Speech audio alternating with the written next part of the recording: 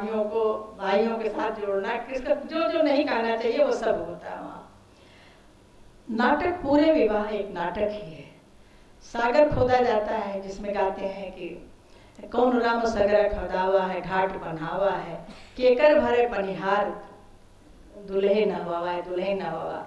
तो वहाँ राजा दशरथ पोखरा खोदाते हैं, घाट बंधवाते हैं और रानी कौशल्या का पनिहार जो है वो आता है, पानी भरता है और राम को नहलाता है। उधर जनक के पनिहार जो है सीता को नहलाते हैं दोनों तरफ।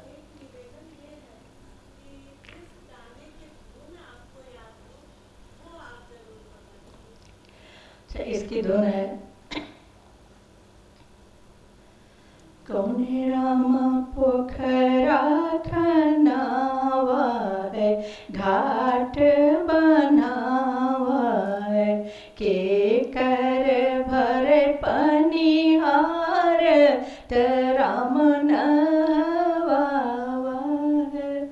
और पहले वाली जो गीत बताई कि मैंने, फूल लोढ़े चली है भवानी मैया, हथवाट लरियाली है, हथवाट लरियाली है हो, रामा फूलवा कलो भल भावरवा, अचरवा धई के बेल सयो। यहाँ ये भी संकेत है कि जो समाज में भंवरे हैं यानी रसिक लोग हैं, यहाँ कृष्ण को भंवरे के रूप में माना ही गया है। उद्धव भ्रमर गीत पूरा उसी पर है। तो श्री कृष्ण की ओर भी संकेत करता है गीत, और आज के जो रसिक लोग हैं उन पर भी चोट करता है कि काली माई जा रही है, लेकिन वो ये भी कहते हैं कि ये भी जरूरी है, काम भी जीवन में जरूरी है। ये संकेत ये गीत देता है। और भड़बूजे के घर उसके बाद लावा मांगने जाते हैं, तो हाँ भड़बूजे की स्त्री जो है उसको जम करके उससे संवाद होता है, तुमने क्या किया, कैसे तुम्हें, उसकी जो दूल्हे की माँ को, बहन को, भाभी सबको उसमें तरह तरह के गीत गाए जाते हैं। जिन्होंने सुना होगा वो उसका आनंद मन ही मन ले लें। और जब बारात विदा होती है, पहला नाटक वही शुरू होता है कि दूल्हे की माँ कुएं में पैर लटका के बैठ जाती है। दूल्हा जाता है कि माँ, कहते हैं मनाओ, तो माँ क्यों बैठी हो, बेटा अब तो तू तो चले पूता गौरी बियाहन, दूधवा का मोल दिए जाओ, दूध का मोल देके तब जाओ।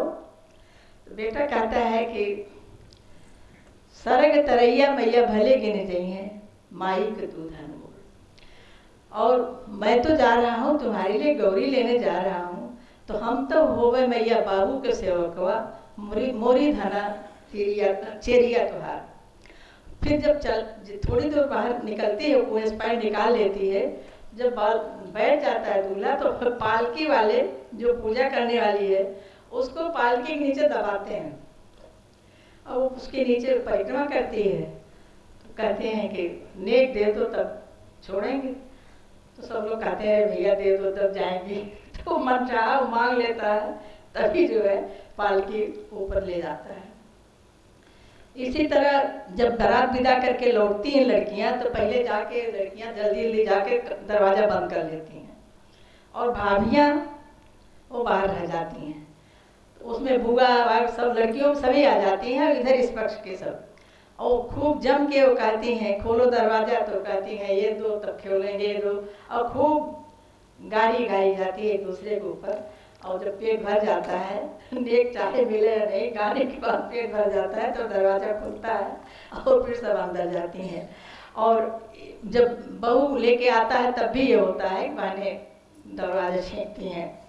कोबर में भी ये नाटक होता है। रात भर जो प्रसन्न होते हैं वह बड़े आकर्षक हैं नाटकों के माध्यम से।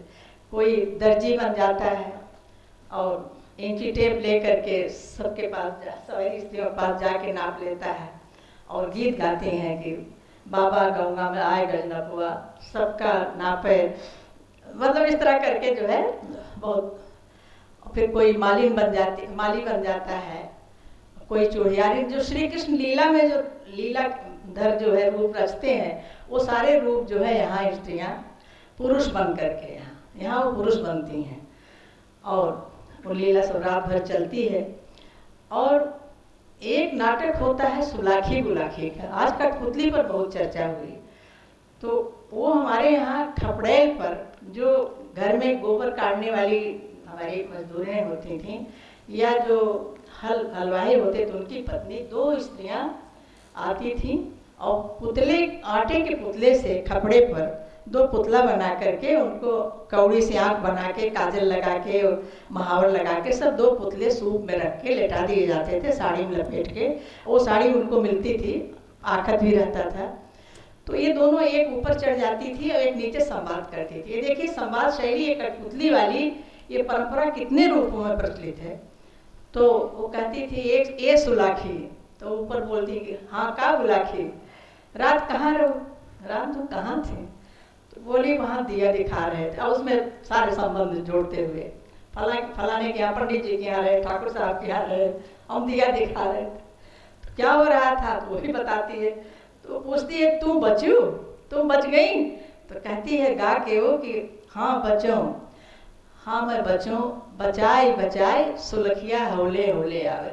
मैं बची और दूसरों को भी बचा लिया। ये जो संकेत नारी शक्ति का उसमें है कि मैं स्वयं भी बच गई और दूसरों को भी बचा लिया। और इस सुलाखी गुलाखी जैसे गुलाबों सिताबों हैं, वैसे ही सुलाखी गुलाखी प्रचलित रही हैं। देवतही को प्रसव वेदना होती है, जो देवता पूजते हैं, पूरा होता है कि प्रसव वेदना हो रही है, फिर लोढ़े का बच्चा होता है और सबको उपटन लगता है, बच्चा रोता है, सब सोहर होता है, सारा उनको पिसुआ पिलाया जाता है, सुठौरा बढ़ता है, ये सारा नाटक चलता है। और कन्या पक्ष में जब बारात अगवानी के लिए पहुंचती है बारात, तो वहाँ भी दही भाते खिलाने आते हैं, उसमें भी खूब गाली गाई जाती है।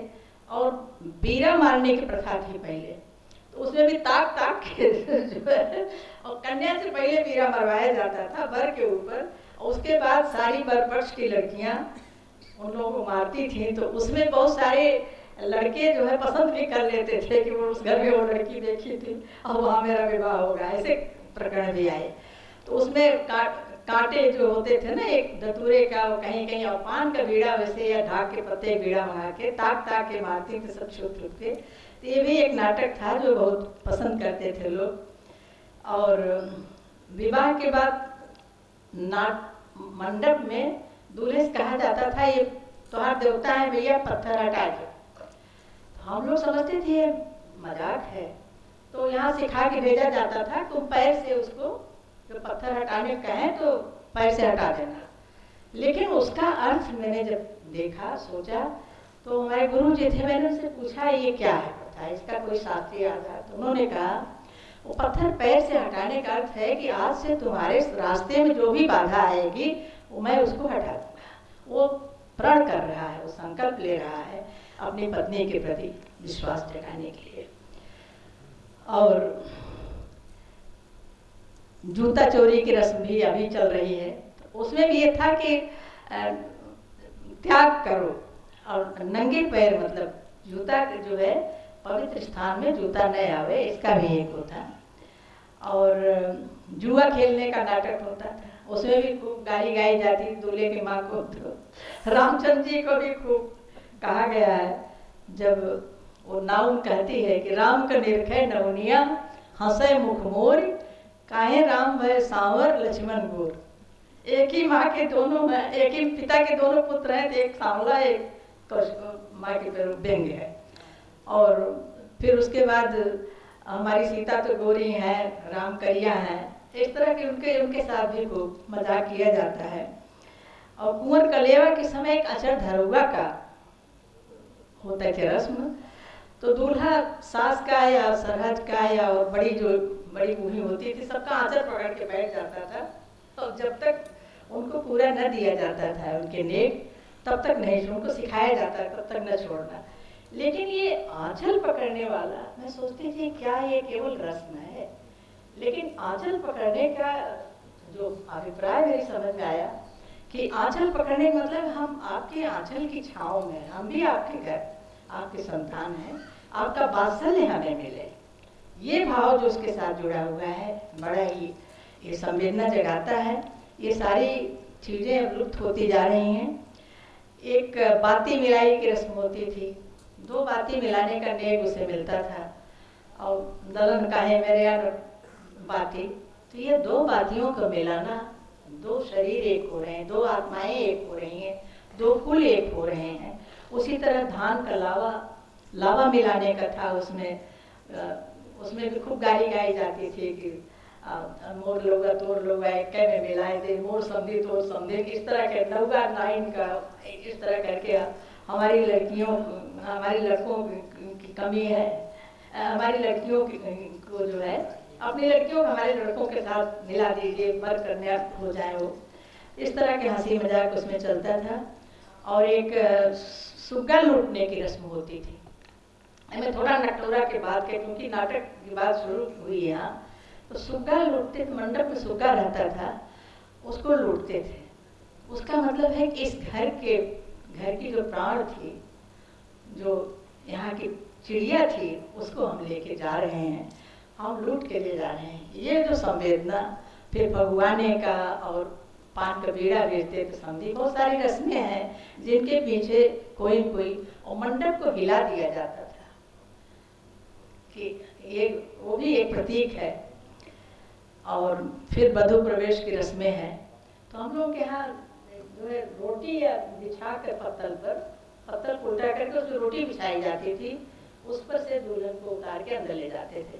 कहीं कहीं अनाज बिछाते हैं, कहीं कहीं कुछ और बिछाते हैं, कहीं कहीं महावर से रंग के उसके चरण बनवाते हैं। तो हमने कहा कि ये इस प्रथा का क्या अर्थ है। तो मेरे पिताजी ने बताया कि लक्ष्मी प्रवेश कर रही हैं, ये आशीर्वाद है कि धन धान के ऊपर चलती आवे, हमेशा घर में धन धान्य बना रहे, इसलिए ये रस्में हैं।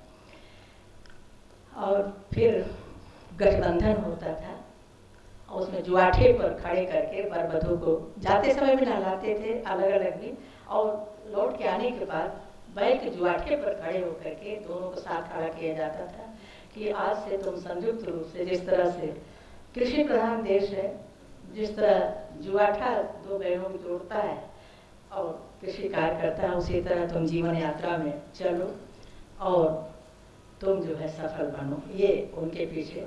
ये डोमकच शब्द के बारे में मैंने ढूंढा तो एक डुम्बिका शब्द आता है, डोम्बिका संस्कृत नाटकों में,